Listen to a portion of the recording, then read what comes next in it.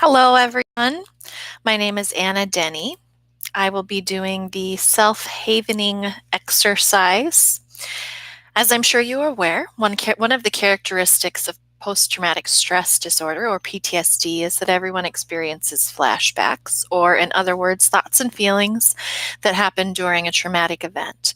These flashbacks can be very upsetting and debilitating. So today I'd like to introduce you to a new skill that will help you when these flashbacks happen. This mindfulness technique helps to bring you back to the present moment so you aren't trapped in the unpleasant memories.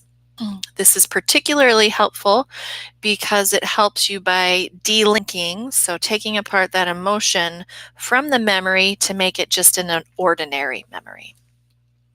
So self-havening has three parts. The first part is recall and activation of an emotional core.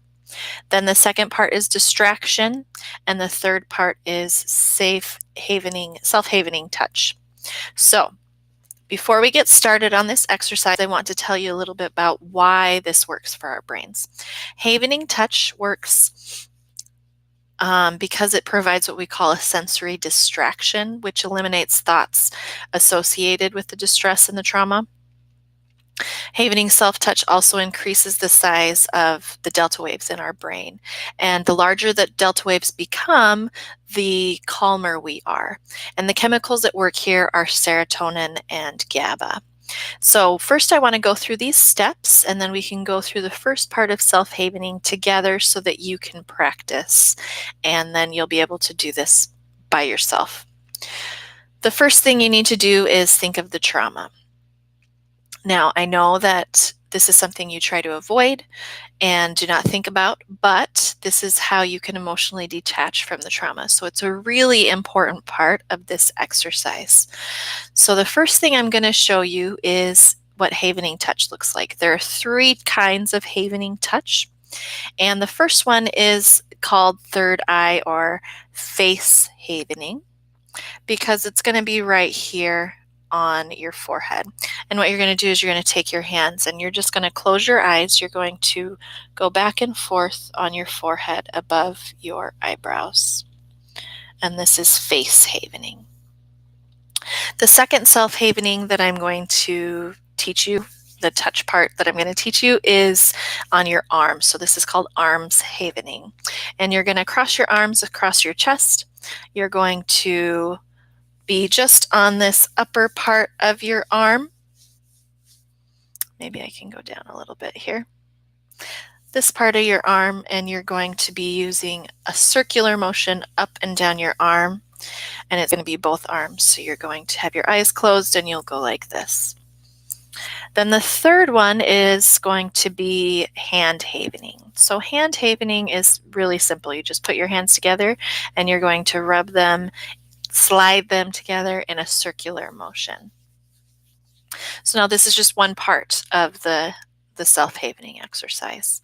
The next part is going to be actually two things that you're going to do. You're going to do the havening touch throughout the whole entire exercise, and then during one part you're going to do visualization, and then another part you're going to be doing humming.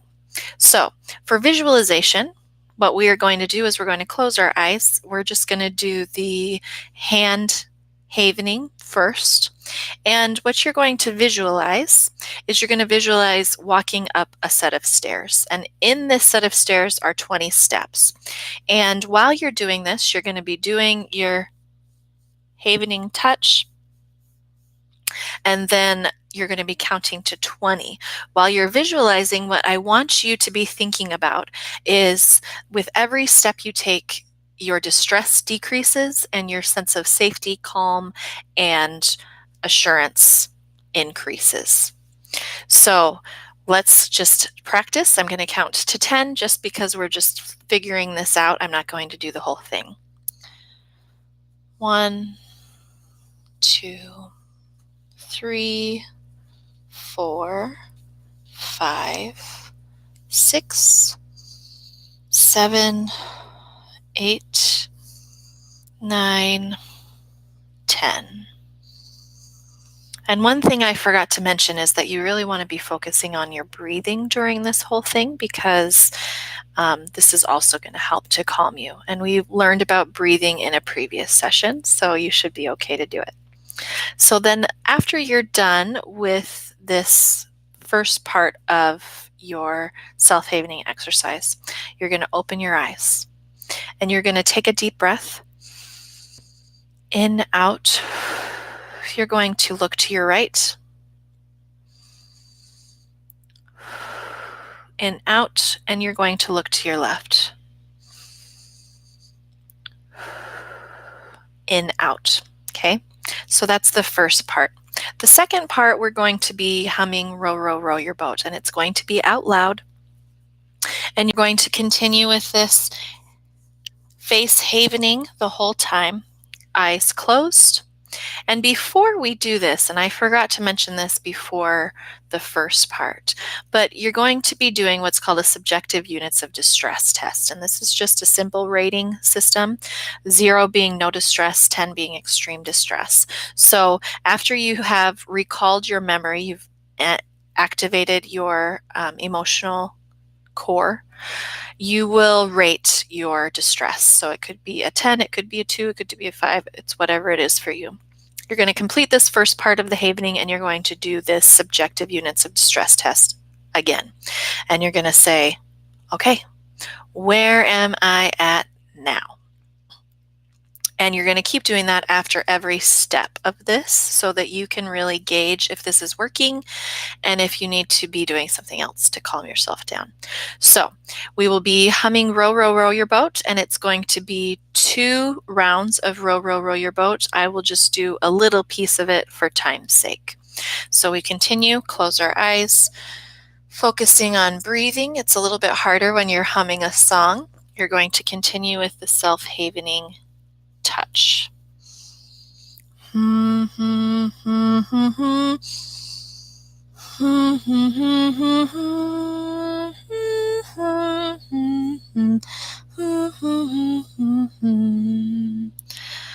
Once again, deep breath in, out, open, right, breathe in and out, left, breathe in and out.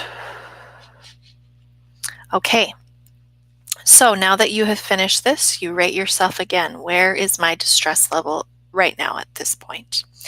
And then what you would do when you're doing this full exercise is you're going to go through, you're going to do the arm havening and the hand havening with those 2 steps of visualization and the humming. Sorry, I forgot. So you want to do those 3 things when you're doing this full exercise. So let's practice one more time. We're going to, instead of doing the forehead, this face havening, we're going to do our hands havening. And we will still hum Row, Row, Row Your Boat and visualize those steps going upwards. So first, I want you to reactivate your distressing memory. So bring that up. I can see that you're getting very anxious. You're starting to breathe a little bit faster. You're feeling worried. You look scared. Your heartbeat is going fast. And I know that that's really distressing for you. So thank you for being willing to go through this with me. So now where are you at on your scale? Okay, you're at a 10. So you're right up there at the very top of where you feel very, very stressed out right now. So take a deep breath. Very good. Okay, let's get started. So we're going to do this hand havening. So circular motions. Let's get that started. Good work. Very good. Now I want you to close your eyes. Keep focusing on this breathing. Okay. Now I want you to visualize those steps. Those steps are leading up 20 stairs. And with each step, you are going to count. And I forgot to mention that the first time, but you're going to count and you're going to feel the distress going down as you go up those steps, and you'll feel a greater sense of calm and peace and safety. So let's go ahead and count. 1, 2, 3, 4, 5, 6, 7, 8, 9, 10, 11, 12, 13, 14, 15, 16, 17, 18, 19, 20. Okay, so where are you at? Okay, you're at a 7, so you're still pretty high. Still pretty high. So let's go into the next step. We're going to be doing this arm havening.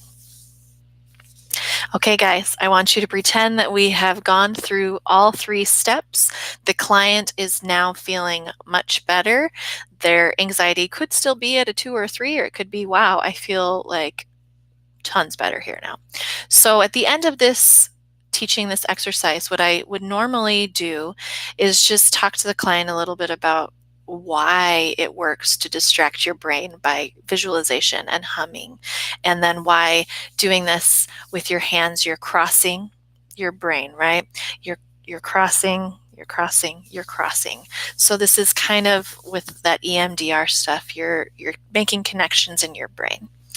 And then also what I would tell clients is that they can use this at home, but I don't want them to activate their emotional core on purpose when they're by themselves, because I want them to be able to do this in a place that's safe and with somebody that can help them get out of it a little bit better. So what I usually say is that a client can do this on their own at home if they're feeling anxious, if they're feeling stressed, if they have a flashback, they didn't do it on purpose, they didn't bring it in, and then they can complete this and try to start feeling a little bit better. So this is self-havening. If you have any questions about this technique, the creator was Ronald Rudin, and he has a website called www.havening.org. And then he also wrote a book called When the Past is Always Present. So that's a good book to look for this. And he talks a lot more about what havening is, the neurobiology of havening and why it works, and just some different techniques. So talk to you later. Bye.